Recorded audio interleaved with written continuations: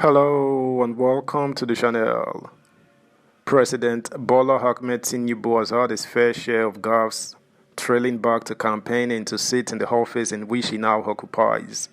Although he has looked quite surprisingly healthy enough since becoming president, some of his appointments are anything but, especially concerning the women in the administration.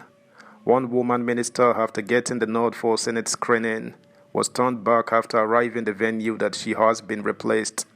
Nobody from the presidency had the decency to do it professionally. Now, another woman minister is being reported to still be a youth corper. Again, how that vital piece of information slipped by the presidency beats the imagination. The Senate, had they done a proper job, would have spotted that as well. And another woman minister is still left in limbo because of security issue that was not flagged until after the whole process. Subscribe, like, share, and comment. Thank you.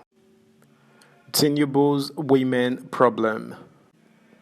There are few who meet Senator Remi Tinubu without going away with a favorable impression of the lady that has become Nigeria's first lady. With a beauty that resonates in pictures and reality, Senator Remi Tinubu alongside Senator Marjorie Okadigbo are the only women in Nigeria to have sat in the Senate after their husbands. The legacies of Remi Tinubu representation bear testimony in the many lives she has transformed through our Good Boys and Girls Empowerment Project, a scheme that has seen her move several areas, boys and girls from the streets of Lagos into productive ventures. Her simplicity is also seen in the usual way she genuflects before her elders, many of whom are also prized instruments in her husband's political machine. However, anyone familiar with her knows that the simple Remi could turn into a lioness when the interest of her husband is concerned. It is perhaps this interest that may have spurred some of the negative videos of her taking strong and indeed indecorous assertions against perceived political foes of her husband, notably Indigbo. So, given the very strong political exposure of the First Lady, many are concerned over the many gaffes that are coming from the administration and the All Progressives Congress APC, especially when women are concerned. Indeed, in the advent of the Tinubu administration, those who fear that age will be a bother for the president comforted themselves with the feeling that Remi will be there. However, that assurance has been questioned with the many gaffes of the new government, especially in appointments leading to what some senior party leaders are now calling the women problem. Indeed, no administration in recent history has committed more gaffes in appointments than the Tinubu administration in its less than 90 days in office. Indeed, the administration made a record by undertaking a cabinet shake-up even before the inauguration of ministers. This was despite the fact that our president had for years prepared for this office and after winning the election went abroad for weeks to plan for government. The appointments, however, have been laced with much controversy and confusion. It is especially troubling that much of the confusion has come from some of the women appointed. How can one believe that a lady was smuggled through the ministerial screening process to represent Kano, the home base of one of the president's most faithful loyalists, without the president knowing? Who had the audacity to do that? There is no basis for the accusation of chauvinism, given the fact that the insinuation that a significant proportion of the controversial female appointees got their lift through indecorous political pathways is coming from fellow APC ladies. Long-standing women who campaigned and plowed the political paths with Asiwaju are muttering that they are being pushed aside by women who are either not qualified or were not involved in the campaigns, but not in all cases. The case of Anatu Musawa, the new Minister of Arts, who is a serving member of the NYSC, is one that has to do more with lack of tact than of political exposure. There are few who can contest the commitment of Mrs. Musawa to the Asiwaju project. However, that a serving member of the NYSC was appointed a minister is a ringing indictment on the processes and procedures of the Tinubu administration. The Musawa saga is also being trailed by the appointment of a new national woman leader from outside the Cross River and Akwa Ibom zone to which the office belonged to.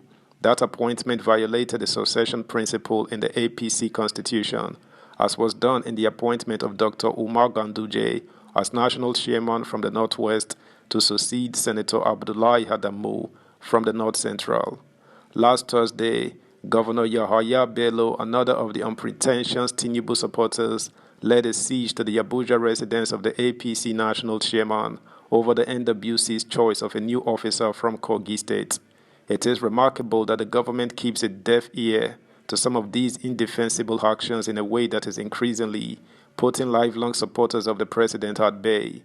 It is at this point that one ordinarily should see Senator Remi Tinubu coming to steady the ship of state, but for whatever reason she has stayed back. Some say she apparently does not have the levers of power or the lever to stop those who are putting her family's legacy into question.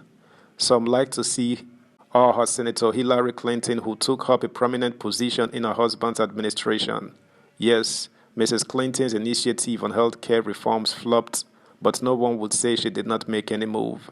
Some would even suggest that it was her decision to step out and lead the health care reforms that allowed strange women like Monica Lewinsky to defile her husband. The good luck with Tinubu is that in all the gaffes about women in his new government, there is nothing that has been traced to him in the way of immoral conduct on his person. All the insinuations are being traced to high heads.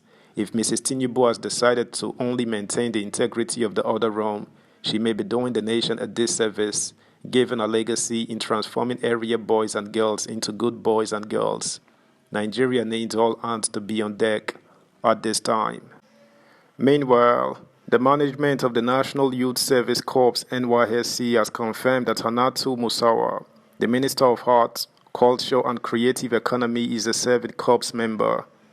This follows a claim by the Human Rights Writers Association of Nigeria, HURIWA, a civil society organization, that Musawa is undertaking the one-year mandatory youth service scheme while she is still a member of the President Bola Tinubu's cabinet. Eddie Megwa, Director of Press and Public Relations at the NYSC headquarters, confirmed to the cable on Thursday that the minister is a corps member. Yes, she is a serving corps member, Megwa wrote in a message to the cable when he was contacted for inquiries. On Monday, President Tinubu swore in 45 ministers, including Musawa, as members of the Federal Executive Council, FEC. That's the news, guys. Thanks for listening. Until next time, bye.